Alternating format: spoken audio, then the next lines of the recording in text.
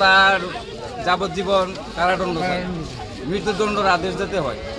এরকম যাতে পুলিশ এরকম ক্রাইম আমরা জীবনও দেখিনি। এরকম ক্রাইম আমাদের গ্রামে অপনীতি নয়। তেলিয়া মধ্যে শুনি আমার 49 বয়স, আপডেট অত শুনি না।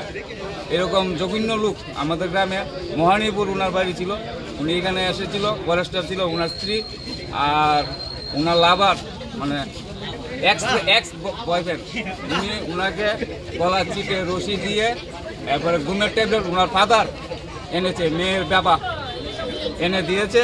তাদেরকে শাস্তি চাই আর ইমিডিয়েটলি একটা অ্যাকশন চাই। ধন্যবাদ। আমরা চাইছি দোষীদের কঠোর সাজা হোক এবং ফাঁসির ব্যবস্থা হোক। বর্হিত সামাজিক অপরাধ দিয়ে যোগ সাজসে এই হত্যাকাণ্ড, অপরাধের যাতে কোনো অবস্থাতেই ছাড় না পায়, ওর উপযুক্ত শাস্তি হচ্ছে ফাঁসি। আমরা সকলেরই দাবি যারা এই হত্যাকাণ্ডের সঙ্গে জড়িত প্রত্যেকের জন্য ফাঁসির সাজা।